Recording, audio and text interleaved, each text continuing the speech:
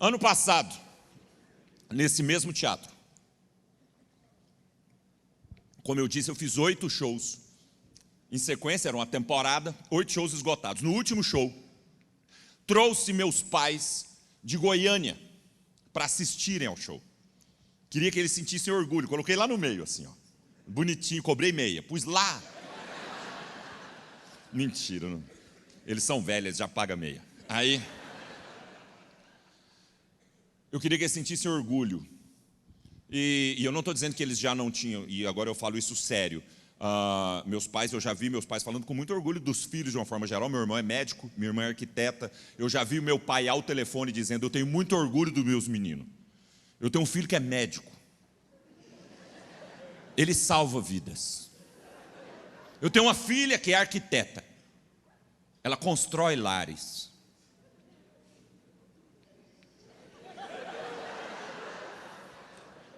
O outro mudou para São Paulo. Sou eu. Coloquei no meio assim, ó, bonitinho. Onde vocês estão sentados ali mais ou menos, coloquei no meio. E eu queria que eles sentissem orgulho. No meio do show eu falei: pai, mãe, sintam orgulho do seu filho. Olha isso aqui, ó. Sabe, até onde eu sei, meu irmão nunca levou vocês numa cirurgia dele. Tava um clima maravilhoso, tava um clima incrível. Ao final desse show, lembrem-se, o show que eu dizia: tenham bom humor, aprendam a rir dos seus próprios problemas. Ao final desse show, num clima incrível, final de temporada, lá do fundo, levanta uma menina e diz: Cambota, você ri dos seus problemas porque eles não são sérios. Quem estava nesse show sabe que aconteceu exatamente isso. E ficou um clima de bosta.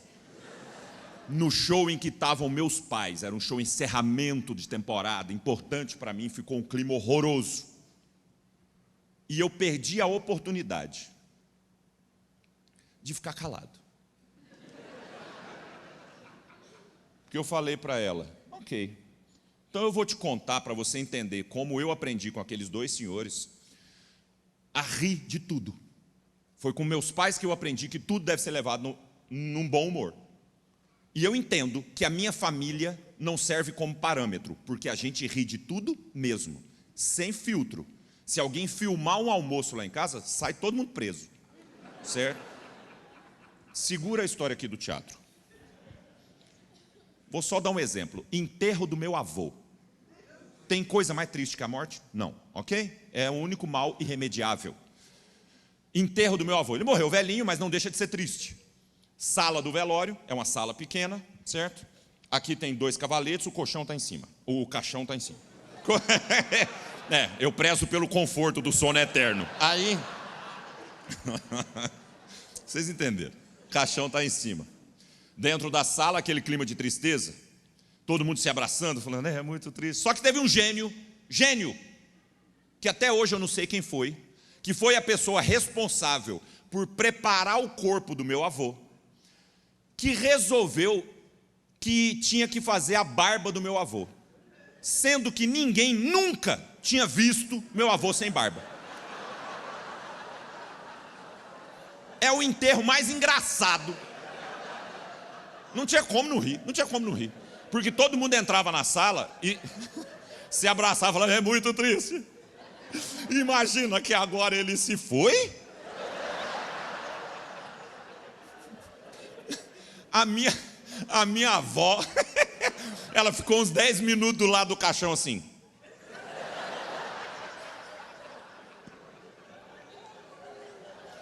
Ele nunca teve queixo, nunca. E era bom que todo mundo que passava pelo caixão já se posicionava para ver o próximo. Tinha bet. A gente falava: eu dou R$50 que o próximo vai rir. Entendo, minha família não é parâmetro. Mas eu falei com a menina, eu falei: então, a partir daquele dia, eu resolvi contar essa história que eu vou contar hoje, que é o caso mais delicado da história da minha família, e que envolve meu pai, que estava presente no dia. Pedi licença ao meu pai para contar essa história, que, repito, é o caso mais delicado da história da minha família. Mas eu queria comprovar, e o fato é todo real, que a minha família me ensinou a levar com leveza todas as coisas e os males da vida.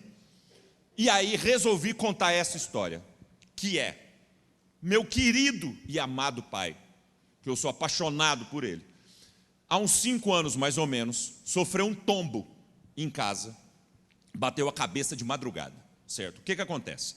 Meus irmãos, o médico e a arquiteta, moram em Goiânia ainda, mas obviamente cada um casou, tem sua família, então mora só meu pai e minha mãe num apartamento pequeno, são 2 velhos morando num apartamento. Meu pai levanta de madrugada para ir ao banheiro, toma um tombo, bate a cabeça, certo? Aquela barulheira, ele está consciente, mas está grogue, ele mesmo não sabe explicar o que aconteceu, ele caiu, velho cai, velho cai.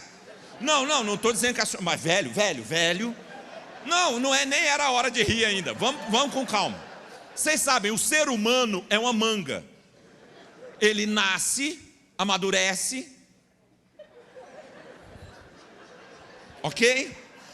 É torcer para não ser no seu carro, mas... Meu pai caiu. Minha mãe levanta desesperada, com aquela barulheira toda. Primeira atitude da minha mãe, ela liga para o meu irmão, que é médico. O meu irmão diz, chame o SAMU, que a gente se encontra na porta de tal hospital. Meu irmão já falou o hospital. A minha mãe liga para o SAMU, que prontamente atende meu pai, aquela correria, repito. O meu pai está consciente, mas está grogue, sem entender direito o que aconteceu. Nessa correria, minha mãe me liga, aqui em São Paulo, sendo eu quem eu sou. E eu já pergunto a vocês, Chato Gazeta, o que a minha mãe achou que eu poderia fazer em prol da saúde de papai?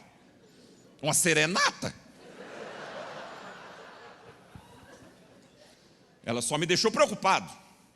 Correm com meu pai para o hospital.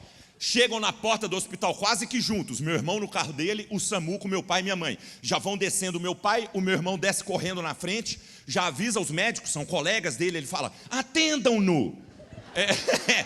Meu irmão é muito sério. Eu acho que meu irmão é dublado. Ele faz, atendam-no. Trata-se de papai. Crápulas. Aí, patifes. Aí, eles já saem correndo para atender, jogar meu pai para dentro do hospital. A minha mãe fica responsável por fazer a ficha de entrada do meu pai no hospital.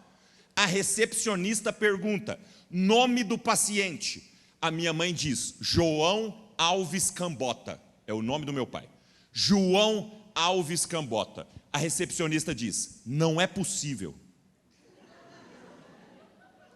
E a minha mãe confere o documento.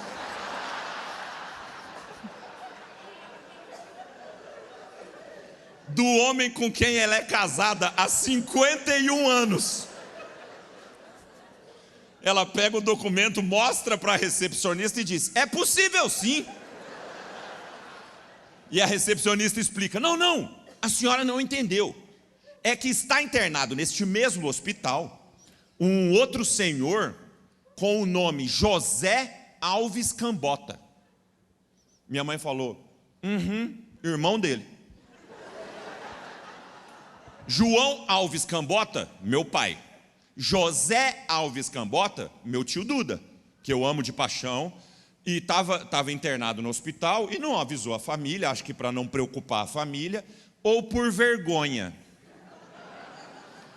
Uma vez que meu tio José Alves Cambota estava internado para operar hemorroida. Agora, enquanto eu tomo um gole d'água, você sozinho consegue chegar à conclusão sobre o que aconteceu.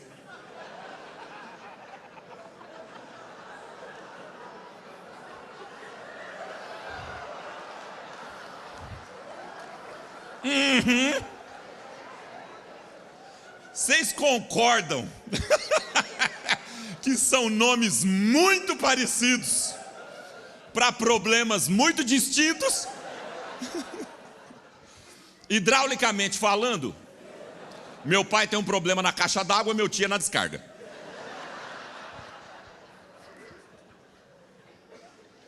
Meu pai passa a madrugada inteira fazendo exames.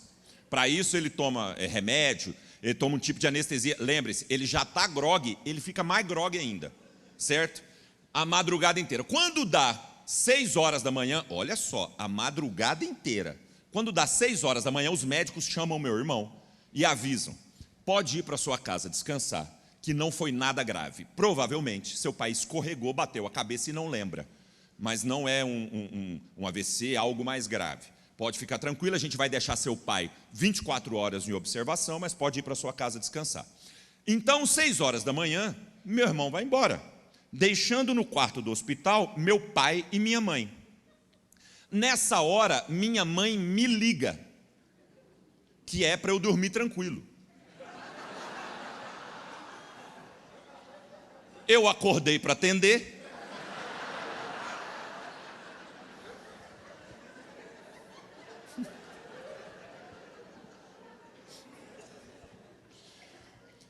Seis e pouco da manhã, minha mãe e meu pai estão no quarto sozinhos, quando meu pai começa a apresentar um problema na fala.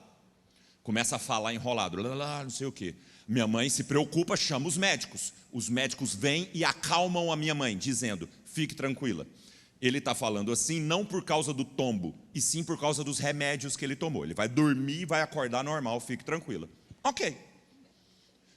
6:30 da manhã, meu pai e minha mãe estão sozinhos no quarto. Quando minha mãe diz a meu pai: Pretinho, é assim que ela o chama, Pretinho, estou com fome, vou descer à lanchonete para comprar um pão de queijo. Prontamente meu pai respondeu: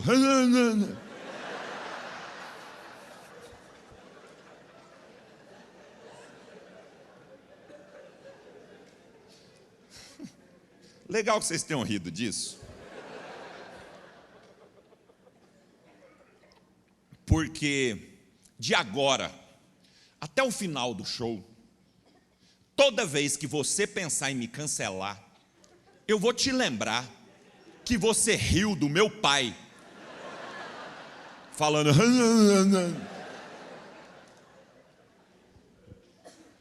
Minha mãe sai do quarto deixando meu pai sozinho. Assim que a minha mãe sai do quarto,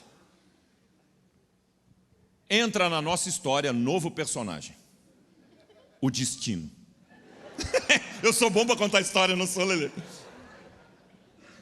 Assim que a minha mãe sai do quarto, entra no quarto uma enfermeira, dizendo: senhor Cambota? E meu pai prontamente responde: e ela diz: vim fazer o curativo. E meu pai diz: hã?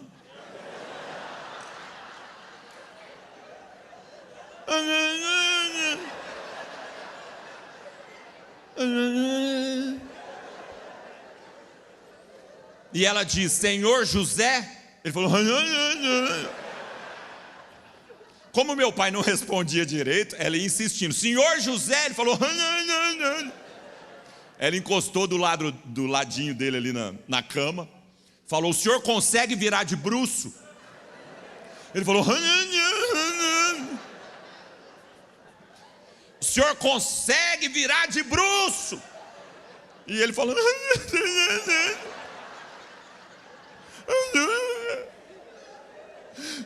João.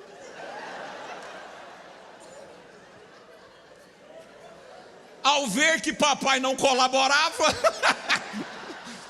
a enfermeira resolveu recorrer à ajuda e gritou: Januário!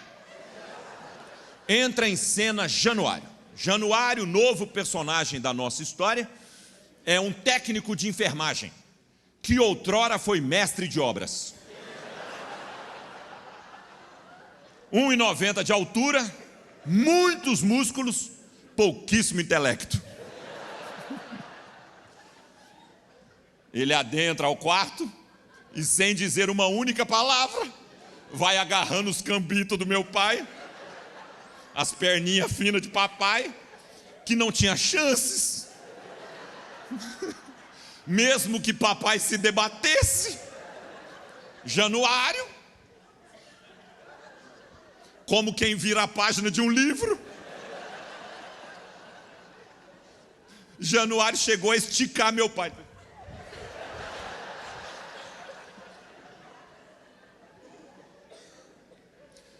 Acontece que o destino quis que a minha mãe voltasse para o quarto no exato momento em que Januário parecia prestes a possuir papai.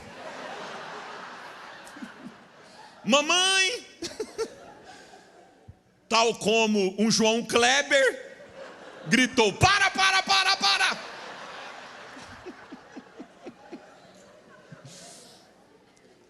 E meu pai ama contar essa história para os outros, porque meu pai tem muito bom humor, e é com muito bom humor que meu pai conta essa história para todo mundo, dizendo que é graças à minha mãe que ele pode se orgulhar de ainda ser imaculado. História boa, não é boa? Assim que eu contei essa história aqui, a menina se levantou de novo lá do fundo e disse: mas esse problema não é sério.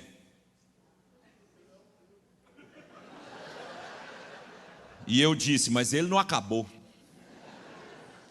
Acontece que 2 anos depois desse ocorrido, o meu pai foi diagnosticado com um câncer de próstata, motivo pelo qual eu e todos os homens aqui presentes com mais de 40 anos temos que fazer o tal exame de toque. Vá com leveza, vá com bom humor, mas cuide da sua saúde. Faça o exame de toque. Como eu comentei, Lelê, eu tenho 48 anos, completei esse ano 48 anos. Estou ótimo. 48 anos. Caso seja da sua curiosidade, sim, eu faço o exame desde que eu tinha 40 anos de idade. Tem que fazer. Então, eu faço o exame toda semana, faço.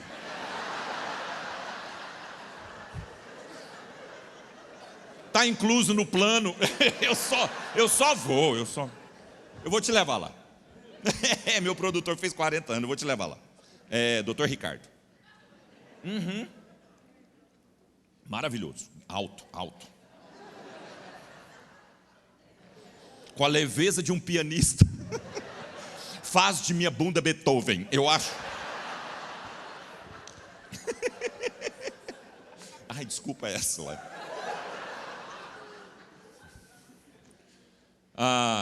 Meu pai operou do câncer de próstata e graças ao meu bom Deus, meu pai se curou ficando com a sequela pequena, que é incontinência urinária, certo?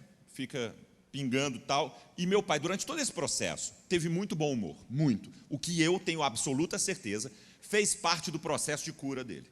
Inclusive, com a incontinência urinária, ele fazia muita piada e ele mesmo descobriu que existia uma operação para parar ou diminuir, pelo menos, a incontinência urinária. Acontece que o destino quis que essa operação fosse no mesmíssimo hospital. No pós-operatório, a mesma enfermeira entrou no quarto e disse: senhor Cambota? E meu pai disse: mentira. Não, agora eu zoei. Vocês gostaram, eu repeti, mas é mentira. Ele estava normal, ele falou: sim, sou eu. Ela falou: vim fazer o curativo. Ele falou: hoje sim. Ela falou: Cambota, eu conheço esse nome. Ele falou: conhece. Ela falou: o que o senhor é do... Aí meu pai já se adiantou e falou: é meu irmão. E ela perguntou: do Fabiano Cambota. Ela me conhecia. Conhecia a banda, conhecia o programa, ao contrário de algumas pessoas. Achei muito legal, ela era minha fã, achei super legal isso. Fiquei meio chateado com o fato dela não estranhar meu pai dizer que é meu irmão, mas talvez eu não esteja tão bem assim quanto eu acho que eu estou. Mas meu pai que contou para ela, ela não lembrava da história. Ela falou: gente, que loucura, eu não lembrava. Ele falou: engraçado, eu não esqueci. Ela falou: quase que deu ruim. Ele falou: quase que deu ruim. Ela falou: o senhor não lembra? Ele falou: não, eu estava de costas. Meu pai nunca perdeu o bom humor durante todo esse processo. Tanto é que ela realmente foi fazer o curativo. E é constrangedor, né? Porque é um curativo lá. E, chato, ele estava de pijaminha, então teve que descer o pijama. Ela falou: não, mas resolvido aquele problema, o senhor me dá licença, eu vou precisar tocar o senhor. Meu pai nunca perdeu o bom humor. Ele virou para ela e falou: antes na torneira que no ralo. Não é bonitinha? Na hora que ela foi pôr a mão, Ai, muito constrangedor. A hora que ela foi pôr a mão, ele falou: para! Chama o Januário.